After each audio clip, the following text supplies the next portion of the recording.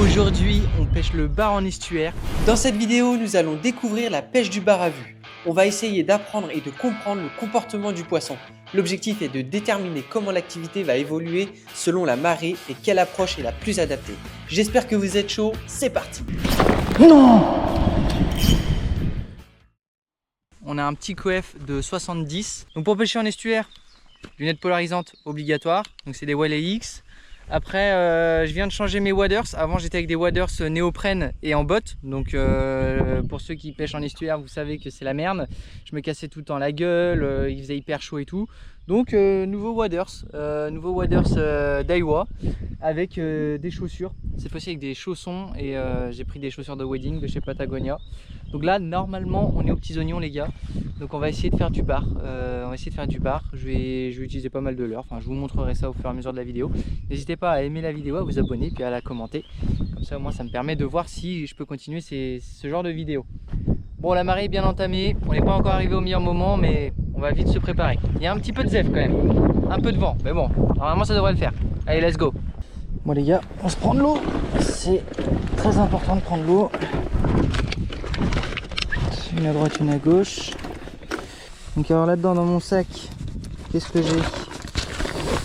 J'ai ma petite toise, crème solaire, une pince si c'est engamé, des leurres que j'utiliserai si elle est encore un peu haute. Mais le plus important, c'est pas là-dedans. Le plus important, c'est là-dedans. Là-dedans, qu'est-ce que j'ai? Donc alors à l'intérieur, qu'est-ce que j'ai? Alors j'ai des petits leurres en vrac, c'est des leurres que j'ai l'habitude d'utiliser, voilà, des petites crocs. Là-dedans, bon, bah, des John Wild, mais c'est pas ça qui m'intéresse. Ce qui va m'intéresser, c'est ces petits plombs. Donc là j'ai des tout petits plombs là, quand il faut plomber un petit peu. Là bien évidemment j'ai des têtes plombées, des hameçons texans. Là ici j'ai ma bobine de fil impeccable. Donc moi je pêche en 28 centièmes. Parce que vous allez voir qu'il y a des parcs à huîtres. Et bon, faut rester quand même discret. Et après là-dedans, bon bah j'ai des petites pochettes. J'ai du Ned Rig. J'ai mon petit stock de crocs.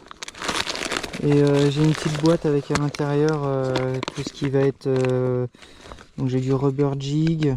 Vous voyez, j'ai du dark slipper croc. De quoi passer une bonne session. On va essayer de casser le moins possible. Enfin bref, voilà, j'ai tout ce qu'il me faut, impeccable, on peut partir. Donc alors, en canne, c'est une petite canne que je me suis montée. Je savais qu'elle allait pas mal être utilisée pour l'estuaire. Je l'ai montée très simplement. Hein. C'est du Win avec une poignée ergonomique, American Tackle. Petit moulinet, un petit complexe XR en 2500. Voilà, c'est une canne qui fait 2,21 m. Et qui va balancer 5-17 grammes, entre 5 et 17 grammes. Alors il y en a qui vont dire que c'est un peu light, mais bon, moi j'aime bien, ça fait des bons combats. Et vous allez voir qu'elle a une belle réserve de puissance. Voilà, je l'ai montée très simplement parce que je savais qu'elle allait toucher la vase et tout. Ça servait à rien de mettre trop d'éléments techniques, tout ce qui est bac de finition, tout ça. C'était sûr que ça allait rouiller, donc j'ai été vraiment très minimaliste. Donc là on a un petit peu de marche. Et on va aller directement sur le spot. Pour être sympa, puis on va voir avec quoi on commence. S'il y a un peu d'eau, je mettrai un dark slipper. S'il n'y a pas d'eau, on va directement mettre une micro-vis. Allez, c'est parti.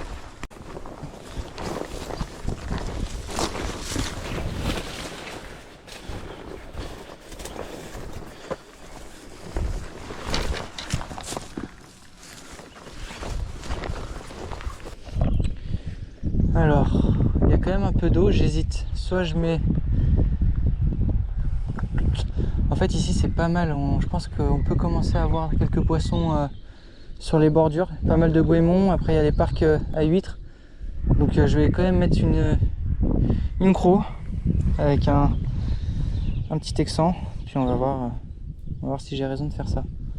Ok, alors paf.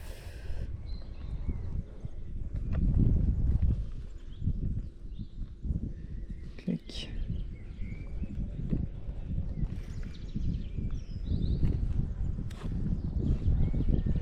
Hop là, macro elle est prête. Alors c'est texan non plombé, mais je vais y mettre un petit plomb devant. J'ai vérifié mon fluoro, il est encore bon.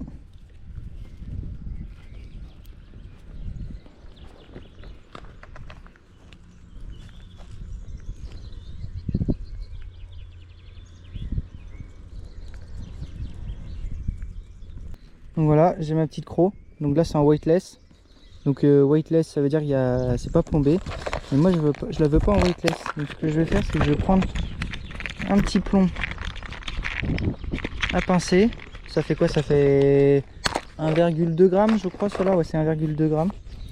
On va venir le pincer juste devant. Voilà. Et donc voilà, j'ai mon petit montage. Donc après, moi ce que j'aime bien, parce que je pourrais mettre un texan plombé, mais ce que j'aime bien c'est de temps en temps, si je veux quelque chose de plus planant, je vais vraiment jouer sur mon petit plomb en fait. C'est comme un petit montage Carolina.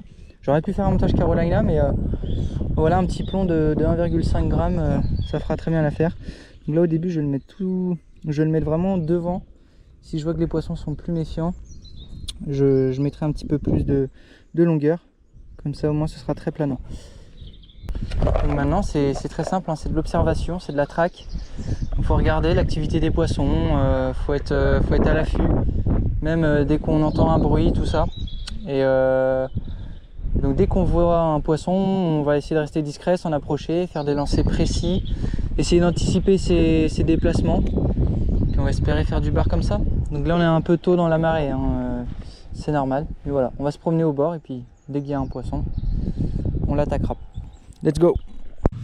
Bon les gars, ça fait à peu près 1 heure que je pêche, que j'observe, que je suis en train d'analyser, je prends des notes. Il y a de l'activité, il y a du poisson, il y a beaucoup de nourriture. Mais c'est marrant, mais en fait, il y a vraiment un temps dans la marée qui est très précise où ça active les poissons. Là, on est vraiment tôt dans la marée. En fait, il faut vraiment pêcher ici au dernier moment. Je vois des poissons de passage. J'ai vu quelques bars, quelques jolis bars, mais ils passent en fait. Ils ne s'intéressent pas à la nourriture encore. Ils sont en train de zioter. Je pense qu'il va falloir attendre encore un peu. On va en profiter pour boire un peu d'eau. C'est les premières chaleurs. C'est les plus dangereuses. Le soleil, il faut vraiment pas rire avec ça. On peut vraiment avoir des conséquences dramatiques. Ce qui est important aussi dans l'équipement de la pêche en estuaire, c'est d'avoir des lunettes polarisantes. Mais ça va pas servir non plus qu'à voir les poissons. Ça protège les yeux, ça protège des UV, ça protège des retours de plomb. Si vous faites un ferrage loupé et que le plomb vous revient dessus, vous êtes content d'avoir des lunettes polarisantes, des bonnes lunettes polarisantes. C'est pas forcément les plus chères, mais faites attention quand vous achetez vos polarisantes à ce que vous prenez, parce qu'il y a des bonnes et des mauvaises lunettes. En tout cas sur mes waders là, rien à dire. Je suis beaucoup plus léger, il y a moins l'effet ventouse quand je suis dans la vase, j'ai moins chaud, c'est au top. Et dernier équipement qui était important là aujourd'hui aussi, c'est l'anti-UV, t-shirt anti-UV, manche longue, on protège tout le corps, c'est hyper important. Là on va arriver sur l'été les gars, il faut se protéger. Donc on va se remettre un peu de crème solaire et puis on va observer jusqu'à ce qu'on trouve des poissons postés, des poissons actifs. Ça devrait pas tarder normalement, mais je sais que là on est un peu tôt. Bon alors là ce que j'apprends sur ce spot là, c'est que j'ai l'impression que les poissons s'activent sur la dernière heure de la marée basse, de la marée qui descend, et de la première heure, voire même 2 heures. On peut pêcher 2 heures encore quand elle monte. Donc c'est ce que je constate. Maintenant on va voir si ça se valide aujourd'hui. Mais normalement les poissons sont là, on les voit, ils sont actifs. Ça devrait le faire. Ok les gars, j'en vois un sous le parc à huîtres. On va le prendre par derrière.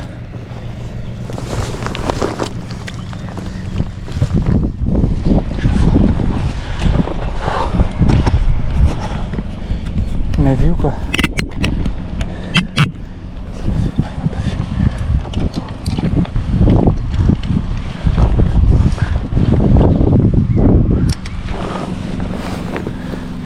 Je vous dis, ça va être très sport les gars.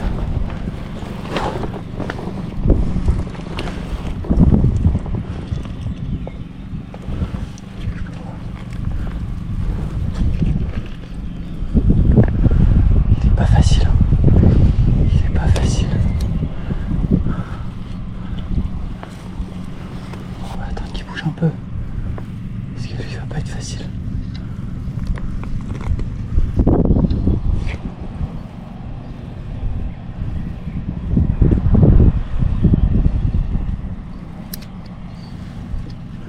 Ce qu'il faut que je fasse, il faut que je fasse demi-tour. Il faut que je le contourne. Je vais le contourner. C'est pas facile. C'est pas facile. J'avance petit à petit.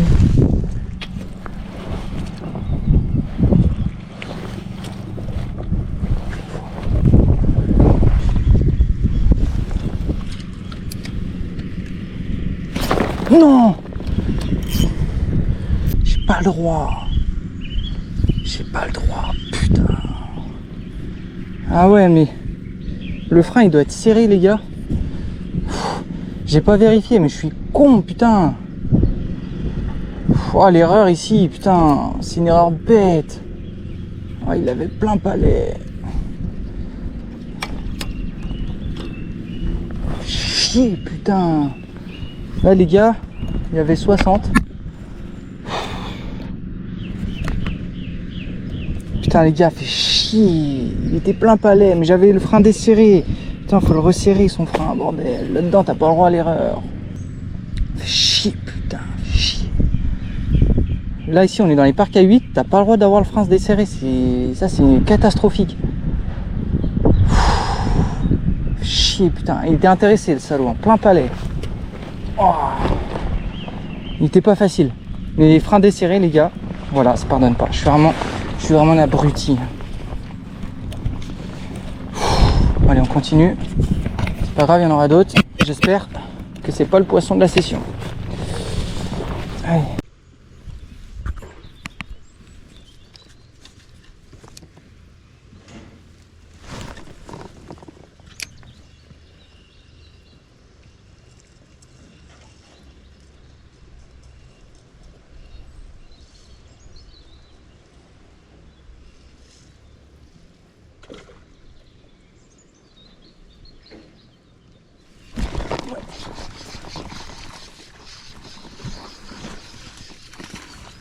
Premier poisson.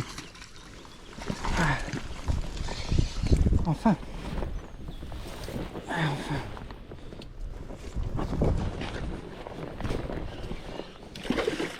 On va pas dans les parcs. On va pas dans les parcs. Ah.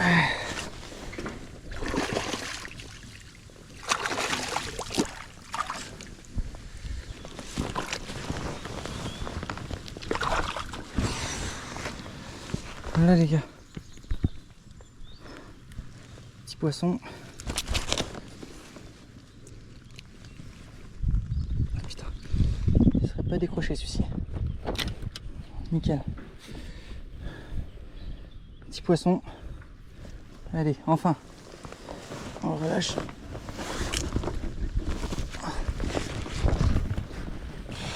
Allez. Parfait. Pas trop tôt. C'est pas gros, mais c'est un verre.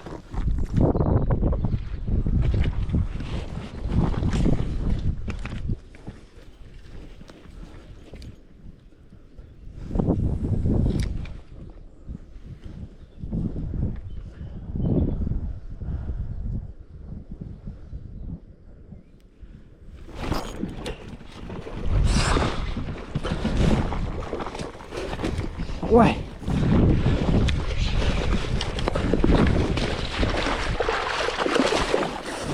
Non, non, non, non, va pas. Reviens par là.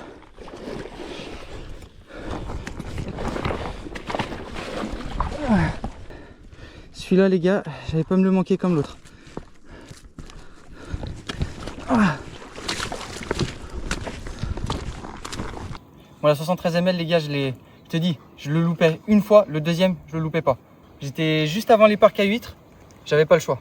Donc super barre.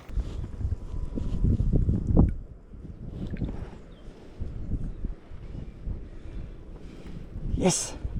Hein?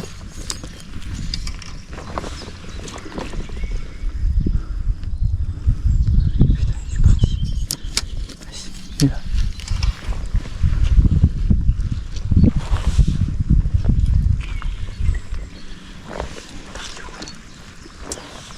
tomber là. C'est quoi, c'est un mulet ou un bar ça? Je crois que c'est un mulet ça. Ah, c'est un putain de mulet. Bon les gars, après une session en estuaire, c'est l'heure de rincer tout ça. Hop, donc là, Waders. Voilà. Et mes chaussures.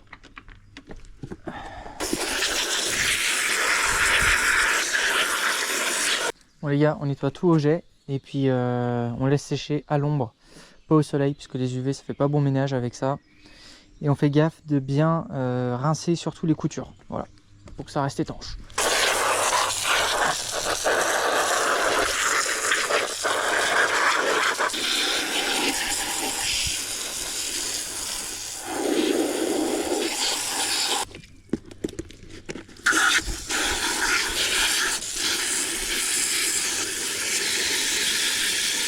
Bon, voilà, mes chaussures rincées. J'étais dans un piteux état. Donc bon, c'est la première fois que je les utilise. Donc avant j'avais des waders avec des bottes. Là j'ai investi dans des waders avec des chaussons et des chaussures de wading. Et pas déçu. Pour la première utilisation en estuaire, c'est vraiment hardcore. Je suis vraiment pas déçu. Bon, maintenant la canne. Là la canne, quand vous voulez nettoyer vos moulinets, il faut serrer le frein à fond. Puis il va falloir tout rincer les roulements qu'il y a là. Donc la manivelle, que ce soit ici ou ici. Dès qu'il y a une rotation, on va essayer de la rincer.